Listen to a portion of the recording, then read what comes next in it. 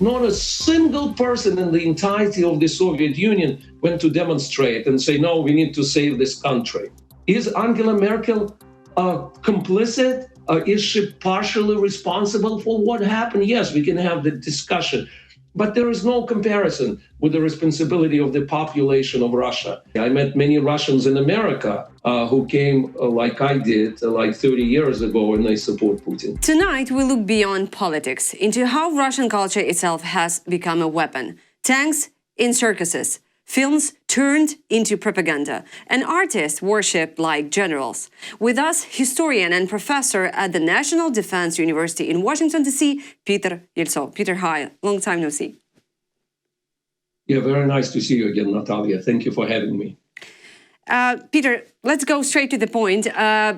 Did you see one of the interesting scenes in Moscow last week? A tank rolling into a circus arena, greeted with applauses and children waving flags. And if you did, is this still a culture, or has Russian art finally merged with propaganda and performance? Yeah, it definitely did. Today, one could argue that the entire identity of the country is war. Like everything is about war. You listen to the Russian news, usually for the first 20 minutes, they talk about their alleged successes in Ukraine. Then there's always a story, something about World War II and so forth.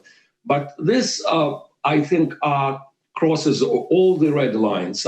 I will remind you that a few years ago in Admarsha, in one of the Russian so-called semi-autonomous republics, there was another show in the circus where the trainer was dressed as a Red Army officer and a monkey was dressed as a Nazi officer, plus goats were dressed in swastikas. So, and this was sponsored, check this out, by the Russian Orthodox Church. That was before the full-scale war in Ukraine. So even at that time, some people protested that and tried to investigate whether it was illegal actually to show swastika as the Nazi symbols in Russia. So yes, they're turning every single piece of art into this kind of propaganda. And I think during the Nazis, even the Nazis didn't do it during the war. They had, I specifically looked up that they had some shows where they try to portray, of course, the Aryan race as the best. So they had like blonde, tall man taming some wild animals, but they didn't go as far as people in Russia do today. This is pretty frightening, and it's basically like everywhere. Now it's in the circus. Horrible. Yes, and you also once said that reading Dostoevsky feels painful to you now because of his nationalism. Maybe that's exactly what we're seeing today. The old idea of Russian spiritual greatness turned into a weapon. Has 2025 become the moment when the civilized world finally admits that Russian culture is not neutral, but deeply imperial? Yes, it is deeply imperial. Like, of course, there were like many like other cultures that which used to be imperial. There was, you remember the famous poem by Rudyard Kipling, "The White Man's Burden." But can you imagine? Like, I was thinking, can you imagine someone like Bruce Willis, who supported the U.S. invasion of Iraq in 2003, reciting Rudyard Kipling on Fox News? Just completely unthinkable, right? But today we have Nikita Mikhalkov during the annexation of Crimea and basically the beginning of the Russian-Ukrainian war in 2014. He was reading out loud a very interesting short essay by Dostoevsky, which is called "Some Quite Special Remarks About the Slavs That I Intended to Make a Long Time Ago."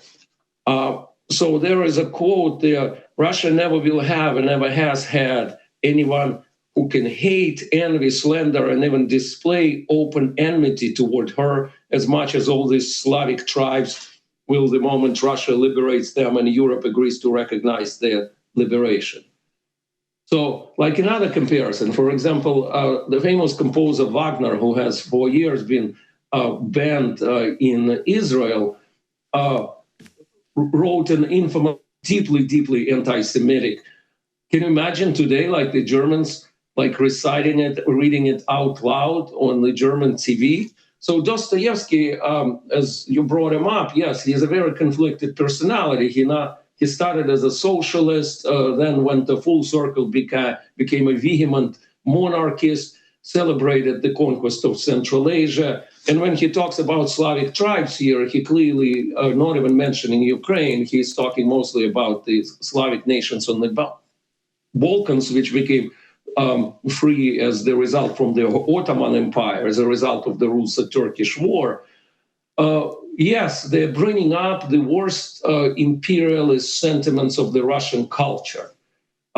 So, I mean, of course, there are like other cases, but someone like Pyotr Chadaev, who opposed Russian imperialism and started this whole movement to westernize us, would probably be in prison today. We're saying with Leo Tolstoy, who was a pacifist and anti-imperialist. So bringing up and glorifying really the most conservative monarchist like elements of the Russian literature and Russian culture. Yes, and also the another person of art that turned into propagandist is in the mind is Nikita Mikhalkov. He just turned 80 recently, and there was a celebration of his birthday, and it looked like a religious ceremony. In fact, it's true. It's almost religious because the patriarch personally congratulating him, and it was shown in prime time on TV. So, you know, like I would compare, I was thinking Mikhalkov with one figure in German culture. It was Wilhelm Furtwängler. That was a famous conductor. And I wrote a piece years ago when Gergiev came to Washington. I wrote a piece for the Atlantic magazine, which was called The Hero of Labor Comes to Washington, because he was one of the first heroes of labor when Putin brought back that old Soviet award.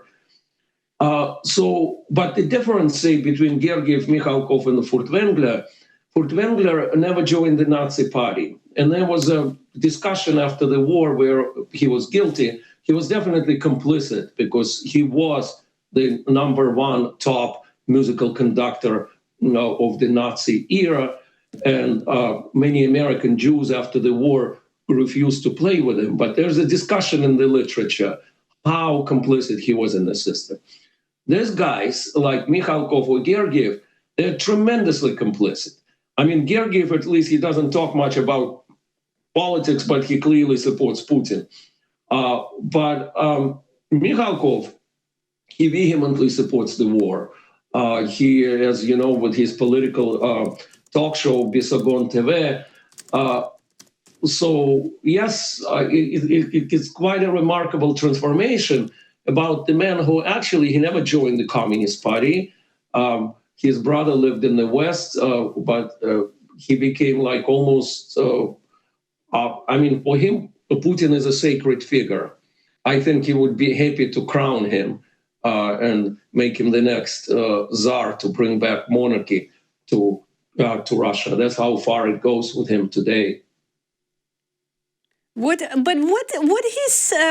he's saying about Ukraine, Mikhalkov? I mean, what he's he's approving the war, but how is he proving that?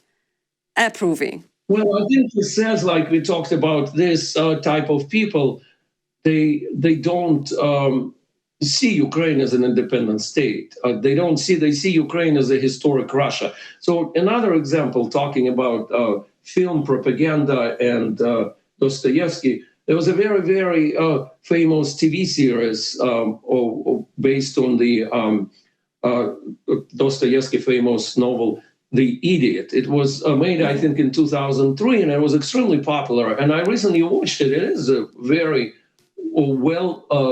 filmed and excellent interpretation of Dostoevsky.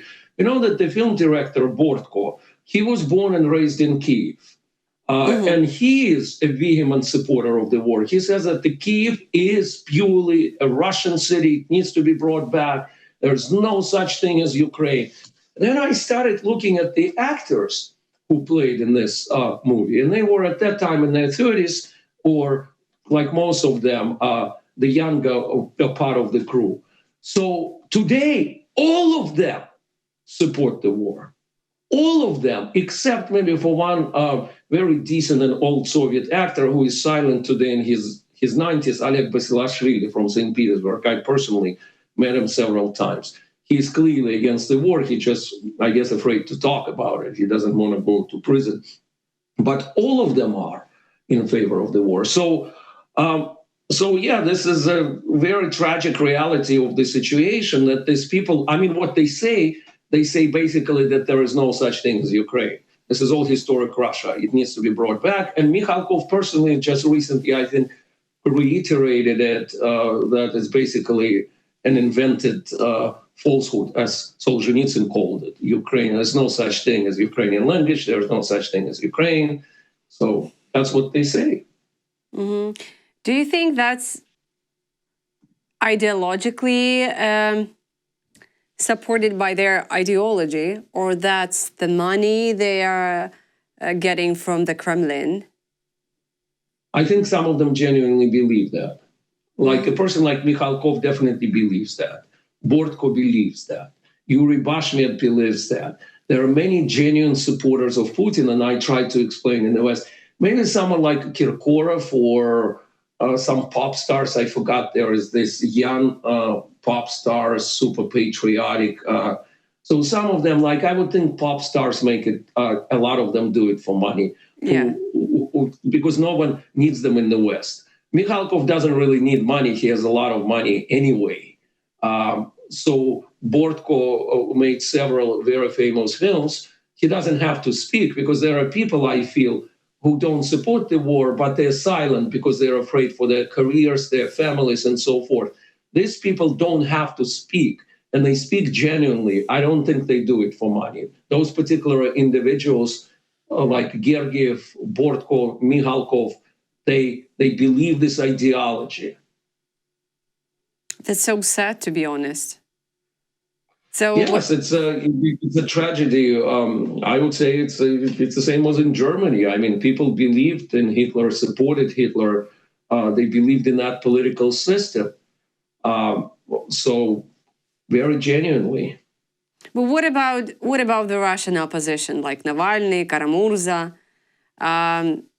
That whole circle is delusional because people simply don't care. Does that mean that opposition isn't a real political force, but just a moral decoration for the West? Maybe there is no other Russia. You know, when I'm looking at them, I'm thinking maybe there is no other Russia, only, you know, milder versions of the Sun Empire. Well, I have a hope that there is, but definitely there are not that many. So there are people, of course, the draftees who escaped from Russia, who live now like in Tbilisi or Kazakhstan. And if you look, actually, those cities are where the people with the Russian passports vote against Putin. Coming back to Karamurza and people of the Russian opposition, like, of course, some of them are very courageous people. There's no denial if Karamurza could have left like Navalny and lived in the West. He went to prison, and luckily for him, under the Biden administration, he was exchanged. So I do think I don't know him personally, like the way he sounds and talks, he sounds like a decent man, a good person, but I think these people are very delusional. And there are a few things what they're delusional about. The first one, they underestimate the genuine support for Putin by the Russian people, including even some nationalities like in the Caucasus. It's more complex there. It's a different discussion, but I myself spend a lot of time in the Caucasus, and the Russian state is really using the rivalries between those nationalities so they get support. That's, of course, not internal. It can change any day. But the Russian people at large definitely support Putin. The second thing, I think they underestimate the Russian opposition, that even many Russians living abroad support Putin. I actually looked it up. In 2024, the people with the Russian passports in Berlin voted for Putin. With a small percentage, but they did. That means that that huge line, if you remember, they were showing on TV when actually Yulia Navalny and Kara-Murza led this line and voted themselves, I think, in that election. And Yashin and all these guys.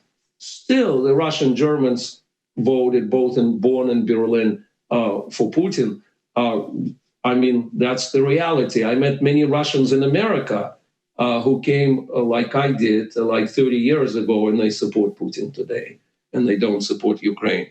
So the number third, a very serious point, which I think I particularly remember Kara-Murza getting very upset about in some of his interviews. They failed to acknowledge responsibility of the Russian people for the war. So he likes to bring Hannah Arendt, and he says guilt versus responsibility. Yeah, we can have this academic discussion whether it's guilt or responsibility. And then he once said that the Western leaders like Angela Merkel and the people who dealt with Putin are equally responsible for the war. This is a horrid logic. It's the same like you would say, was Chamberlain and Daladier responsible for Hitler? Yes, they were complicit. And every person in France and Britain recognizes that they were complicit, particularly after the Munich Treaty, 1938. Do they carry the same responsibility as the German people for Nazism? Of course not. Is Angela Merkel complicit? Is she partially responsible for what happened? Yes, we can have the discussion. But there is no comparison with the responsibility of the population of Russia. So this is, to me, one of the biggest flaws what they have in their sort of understanding of Russia. And one final one, as Navalny actually indicated, she's vehemently opposed to any conversation about decolonization of Russia. And this is even if you read Tolstoy, he was talking about it. So the majority, some of them, like, say, Garry Kasparov, he is more open to those conversations of decolonization. But many of them, of course, for understandable reason, they don't want to talk about it. So to me, it's ironically, like you remember, there was a famous essay by Vladimir Lenin about the Russian revolutionaries in the 19th century, where he said about the Decembrists, they were too far removed from the people. So like I would say, it's the same about the Russian opposition. There are many very decent people there, but they have a very, very limited understanding of what Russia stands for today, how much Russian people support Putin. That's what they fail to understand. And they don't want to accept the responsibility of the Russian people for the war. You touched the question of the Russian decolonization. But have you ever thinking about what's going to happen next? Will that future Russia, the Russia that will fall apart, will be a safer, better world with a democracy? Well, it's a very difficult question. I personally believe that the future, and I wrote about it, the future of more of a peaceful Russia is definitely in decolonized Russia. So the future is in the development of regional identities. They don't have to be necessarily ethnic identities. Siberia had several independent movements. The first big one was in 1860s, and that came from the ethnic Russians. The same was in the 1990s in the Urals. You remember that there was an attempt to create a Uralian republic with a capital in Yekaterinburg.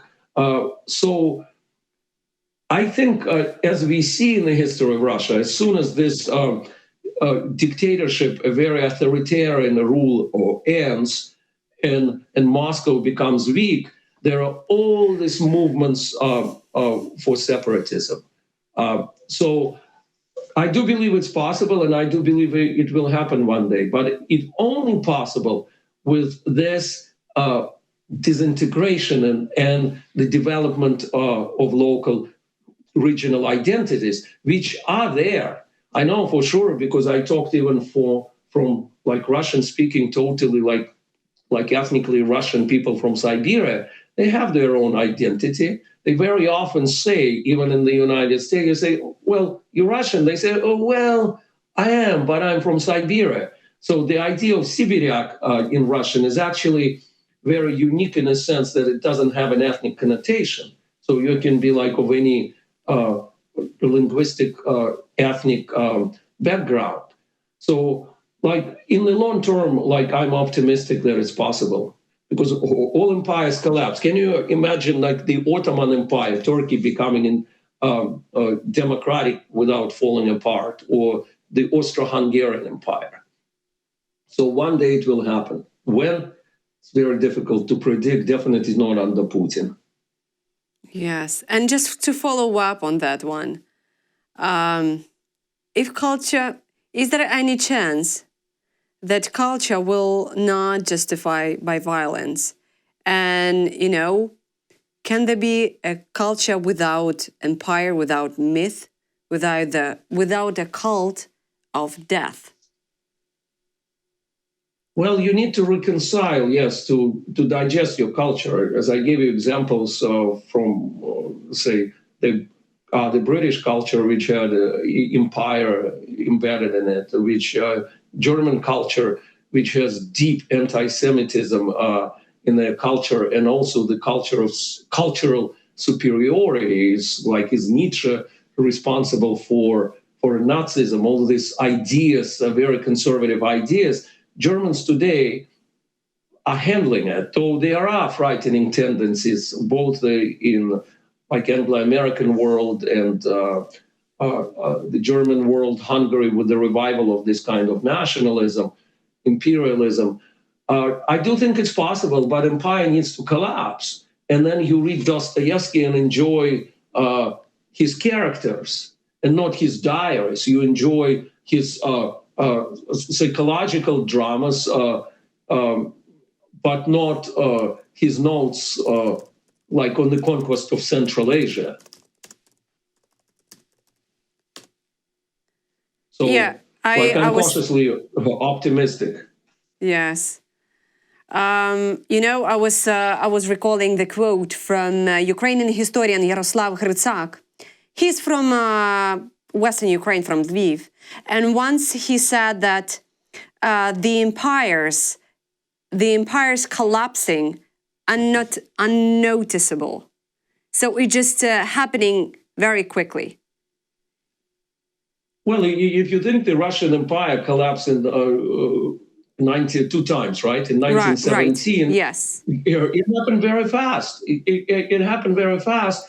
And in 1991, like I was in the Soviet Union at that time, the most ludicrous thing to me when Putin said that it was the biggest geopolitical catastrophe of the 20th century, I remember that day so well. I was very politically engaged. I supported Perestroika, Mikhail Gorbachev, then Yeltsin, and so forth. And I remember the date, the 31st of December, when the Soviet Union ceased to exist. Not a single person in the entirety of the Soviet Union went to demonstrate and say, no, we need to save this country. So that happened just like in a matter of days, right?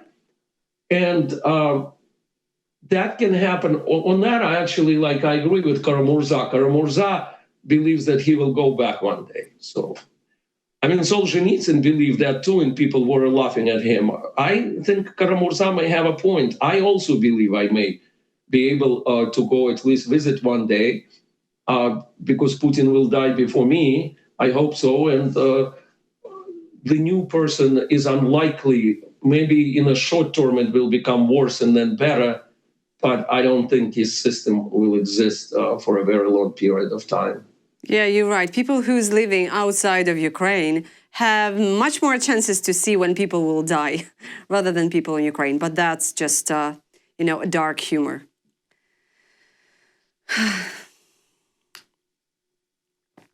Peter, thank you so much for your time. Yes, it was a great pleasure again talking to you. Thank you so much. It's so every time I have such a lot of insights from you and perspectives and just the facts about our history. So thank you so much for that, and that you're telling that to our audience. Thank you. And слава Україні. Героям слава.